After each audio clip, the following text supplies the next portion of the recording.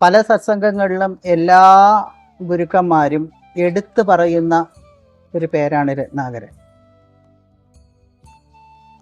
എന്തുകൊണ്ട് ആ ഒരു ഉദാഹരണം പറയുന്നു എന്ന് വെച്ചാൽ, രത്നാകരൻ്റെ ഒരു കഥയിൽ കൂടി നമുക്ക് വ്യക്തമായി ഒരു വ്യക്തിയുടെ പരിണാമം പ്രകടമായി നമുക്ക് കാണാൻ പറ്റും.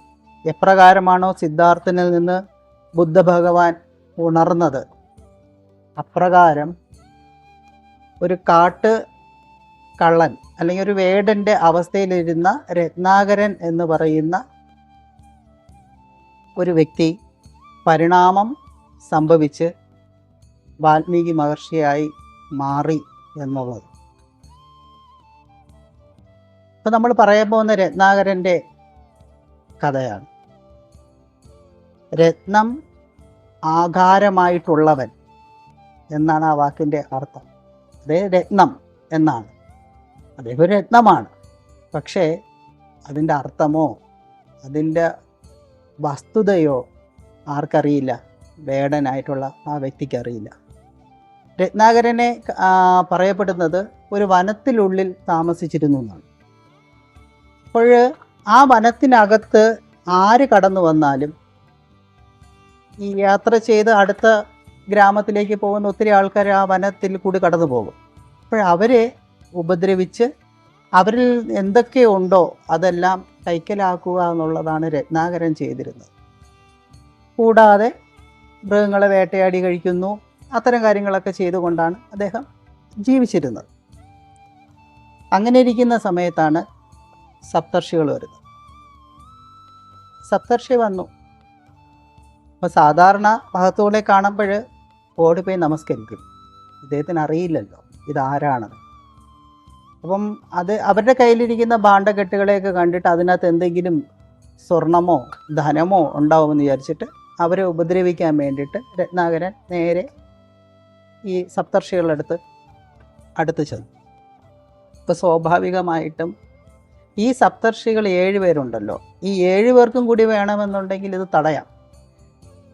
പക്ഷെ രത്നാകരനെ അവർ തടഞ്ഞില്ല.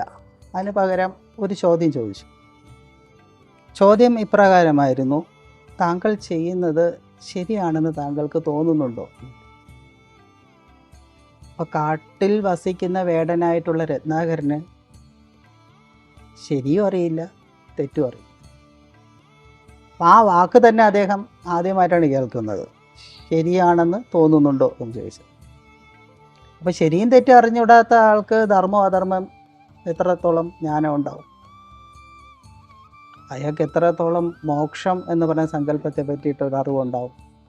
അപ്പം ഈ രത്നാകരൻ എന്ന് പറയുന്ന ഒരു വ്യക്തി വനത്തിനുള്ളിൽ താമസിക്കുന്നു എന്ന് പറയുന്നത് നമ്മളെ ഓരോരുത്തരെയും ആണ് അത് സൂചിപ്പിക്കുന്നത്. അന്ധകാരമാകുന്ന അജ്ഞാനമാകുന്ന വനത്തിനുള്ളിൽ താമസിക്കുന്ന രത്നാകരനാണ് നാം എല്ലാവരും. അപ്പോൾ ഈ സപ്തർഷികൾ ഇങ്ങനെ ചോദിച്ചപ്പോൾ സ്വാഭാവികമായിട്ടും രത്നാകരൻ പറഞ്ഞു,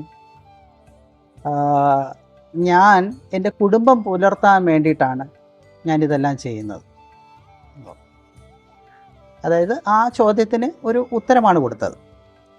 അപ്പം അത് ശരിയാണ് എന്നുള്ള രീതിയിലാണ് അദ്ദേഹം സമർത്ഥിക്കുന്നത്.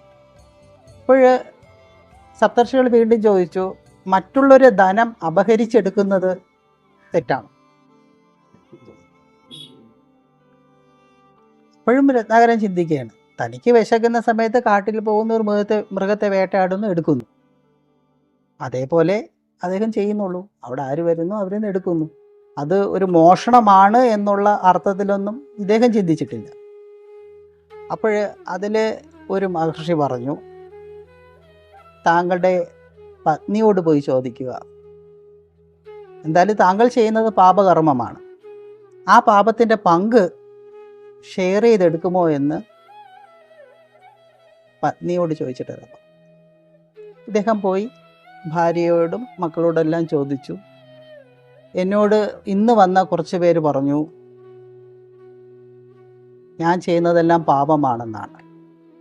അതുകൊണ്ട് ഞാൻ ഈ ചെയ്യുന്ന കർമ്മമെല്ലാം എനിക്ക് പാപം കിട്ടുമെന്നും, അങ്ങനെ കിട്ടുന്നു എന്നുണ്ടെങ്കിൽ ആ പാപത്തിൻ്റെ ഒരു ഓഹരി നിങ്ങൾ ഷെയർ ചെയ്തെടുക്കാൻ തയ്യാറാണോ എന്ന് ചോദിച്ചു. അപ്പോൾ ഈ രത്നാകരനെക്കാട്ടി കുറച്ചുകൂടി ബുദ്ധി ഉള്ളതാണ് രത്നാകരൻ്റെ വൈഫ്. അപ്പോൾ അദ്ദേഹം പറഞ്ഞു, അവനവൻ്റെ എന്താ പറയുക കർമ്മത്തിൻ്റെ ഫലം അവനവൻ തന്നെ അനുഭവിക്കണം എന്നുള്ള അർത്ഥത്തിൽ ആ പാപത്തിൻ്റെ കർമ്മം നിങ്ങൾ തന്നെയാണ് അനുഭവിക്കേണ്ടത്, അത് നമ്മൾ ആരും ഷെയർ ചെയ്തെടുക്കില്ലെന്ന് പറഞ്ഞു. ഇത് കേട്ടപ്പോൾ അദ്ദേഹം ഇങ്ങനെ ഒന്ന് മാറി ചിന്തിച്ചു തുടങ്ങി. കാര്യം ഞാനിത് ചെയ്യുന്നത് ഇവർക്ക് എല്ലാവർക്കും വേണ്ടിയിട്ടാണ്, അവരെല്ലാവരും അത് ഷെയർ ചെയ്ത് എടുക്കുന്നുണ്ട്. പക്ഷേ അതിൻ്റെ റിസൾട്ട്, ആ കർമ്മത്തിൻ്റെ അനന്തരഫലം ഇവരാരും എടുക്കുന്നില്ല എന്ന് പറയുമ്പോൾ പിന്നെ ഞാനിതെന്തിന് ചെയ്യണം, ആർക്ക് വേണ്ടി ചെയ്യണം? അപ്പം നിലവിൽ ഞാൻ ചെയ്തിട്ടുള്ള പാപങ്ങൾ, ഈ പാപത്തിനെ പറ്റിയുള്ള നോളജൊന്നും അദ്ദേഹത്തിനില്ല, എങ്കിലും അദ്ദേഹം ചിന്തിക്കുകയാണ്. അപ്പം ഇത്രയും നാൾ ചെയ്ത കർമ്മങ്ങളുടെ പാപം എനിക്കുണ്ടല്ലോ, അത് ഞാൻ മാത്രം തന്നെ അനുഭവിക്കണമെന്ന് പറയുന്നു, അവരാരും ഷെയർ ചെയ്യുന്നില്ലെന്ന് പറയുന്നു. അങ്ങനെയാണെങ്കിൽ അത് എങ്ങനെയാണ് ഓവർകം ചെയ്യേണ്ടത്? അപ്പോൾ ഇത്തരം ചോദ്യങ്ങളെല്ലാം അദ്ദേഹത്തിൻ്റെ ഉള്ളിൽ വരാൻ തുടങ്ങി. അപ്പോൾ ആ കർമ്മം എന്ന് പറയുന്ന ഒരു ഘടകത്തിലോട്ട് എത്തി. കർമ്മം അറ്റുപോകാത്തത് കൊണ്ടാണ് നമ്മളെല്ലാം ജനിച്ചത്, അത് നമുക്കെല്ലാവർക്കും അറിയാം.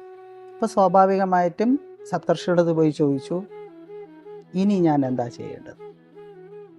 അപ്പോൾ സപ്തർഷികൾ പറഞ്ഞു, ഇതുവരെ എന്താണോ ചെയ്തത് അത് നിർത്തുക.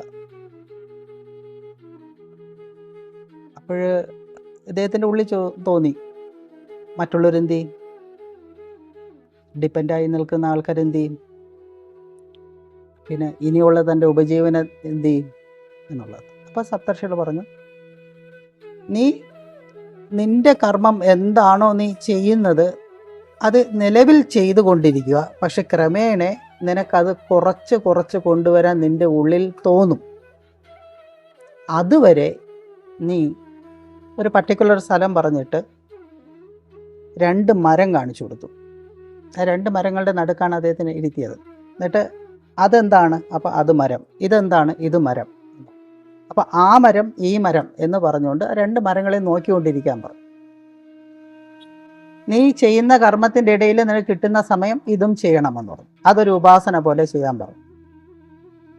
നമുക്കറിയാം, ആ മരം ഈ മരം എന്ന് പറഞ്ഞ് മര എന്ന് പറഞ്ഞു ഏറ്റവും അവസാനം രാമ എന്നുള്ള ശബ്ദത്തിലാണ് അത് വന്ന് എത്തിയത്.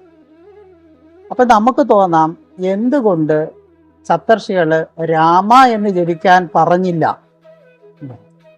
നേരത്തെ പറഞ്ഞു, ഇദ്ദേഹം ഒരു കാട്ടിനുള്ളിൽ താമസിക്കുന്ന ഒരു വേടനായി അല്ലെങ്കിൽ ഒരു കള്ളനായിട്ടുള്ളൊരു വ്യക്തിയാണ്.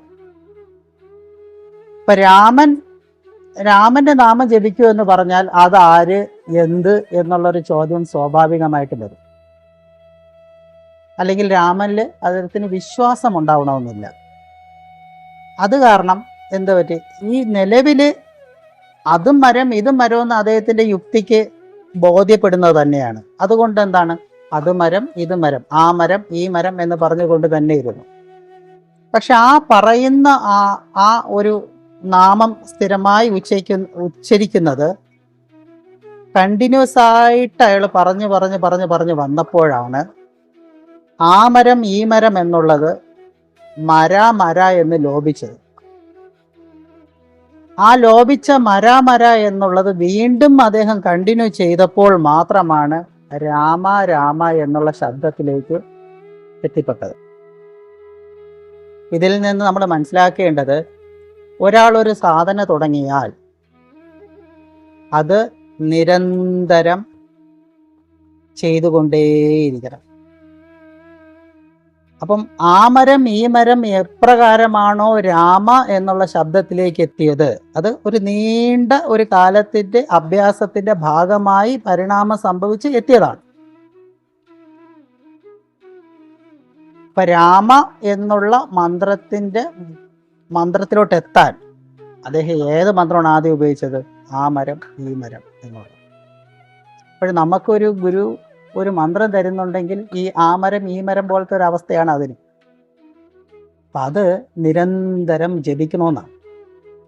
നിരന്തരം ജപിച്ച് അത് ലോപിച്ച് അത് അതിൻ്റെ യഥാർത്ഥ ഒരു പ്രോസസ്സിങ് അതിൽ സംഭവിച്ച് തീർച്ചയായിട്ടും രാമ എങ്ങനെയാണോ വാൽമീകി സംഭവിച്ച അതേപോലെ ഒരു പോയിന്റിലോട്ട് നമ്മളും എത്തും എന്നുള്ളതാണ്.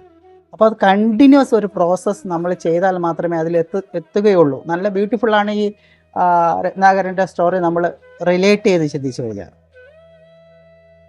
അങ്ങനെ രാമ ജപിച്ച് വീണ്ടും ആ രാമ നിരന്തരം ജപിച്ച് വന്നപ്പോൾ അദ്ദേഹം പുറ്റിനുള്ളിലായെന്നാണ്. എന്താണ് ആ സങ്കല്പത്തിൻ്റെ അർത്ഥം? ഇപ്പം നമ്മളൊരു തടി കഷ്ണം ഒരിടത്ത് ഇട്ടേക്കെന്ന് വിചാരിക്കുക, അത് അനങ്ങുന്നില്ല. സ്വാഭാവികമായിട്ടും അതിൽ നനവും മറ്റും ഉണ്ടായിക്കഴിഞ്ഞാൽ ചിതൽ വന്ന് അതിന് കാർന്ന് തിന്നും. അപ്പോൾ നിശ്ചലനായി അദ്ദേഹം ഇരുന്നു എന്നുള്ള തെളിവിനാണ് ചിതൽ പുറ്റിനുള്ളിൽ അദ്ദേഹം ആയെന്ന് പറയുന്നത്. അപ്പോൾ ഒരു സാധകൻ്റെ നിശ്ചലത ഏതാണ്? ഒന്നും ചെയ്യാതിരിക്കലല്ല, അവൻ്റെ മനസ്സ് നിശ്ചലമായി നിലനിൽക്കുന്നു എന്നുള്ള ഒരു തലം എത്തുമ്പോൾ ഓരോ സാധകരും ഇതേപോലെ ചിതൽപുറ്റിൻ്റെ ഉള്ളിലാവും. ആ ചിതൽപുറ്റിൻ്റെ ഉള്ളിൽ എന്തിനാണ് സാധകനാവുന്നത്? അതായത് ആ സമൂഹമായിട്ട് തൽക്കാലം ഒരു ഡിറ്റാച്ച്മെൻ്റായി അവൻ നിലനിൽക്കുന്നു എന്നാണ് എൻ്റെ അർത്ഥം. ആ രത്നാകരനിൽ നിന്ന് വാൽമീകി എന്ന് പറയുന്ന ഒരു പ്രോസസ്സിലോട്ട് പോകുവാൻ ചെറിയൊരു ഡിറ്റാച്ച്മെൻറ്റ്, സൊസൈറ്റിയിൽ ഡിറ്റാച്ച്മെൻറ്റ് അദ്ദേഹത്തിന് വേണ്ടി വന്നു. എന്നും അങ്ങനെ ഇരിക്കാൻ വേണ്ടിയിട്ടല്ല. അതേ ചിതൽപുറ്റിൽ നിന്ന് പുറത്തു വന്ന വാൽമീകിയാണ് ലോകത്തെ ഉണർത്തിയത്. അപ്പോഴും അദ്ദേഹം എന്താണ്? ഡിറ്റാച്ച്മെൻറ്റിൽ തന്നെയാണ്.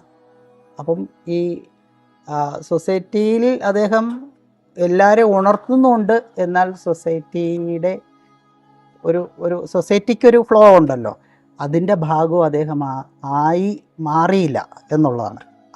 അവരുടെ ആ ഫ്ലോ ദിശ മാറിയാണ് ഒഴുകുന്നുള്ള ബോധ്യം കൊടുത്തുകൊണ്ട് അവരെ തിരിച്ച് എവിടെയാണ് എത്തേണ്ടത് അതിലോട്ട് എത്തിക്കുകയാണ് അദ്ദേഹം ചെയ്തത്. ഈ രത്നാകരൻ്റെ കഥയിൽ നിന്ന് തന്നെ നമുക്ക് മനസ്സിലാക്കാം ആ വ്യക്തിയിലുണ്ടായ പരിണാമം എന്തുമാത്രം. അദ്ദേഹം തൻ്റെ ഉള്ളിലുള്ള ആ സത്യത്തെയാണ് അറിയുവാൻ വേണ്ടി ഉള്ളിലേക്ക് നോക്കി ആ നിരന്തരം സാധന അനുഷ്ഠിച്ചത്.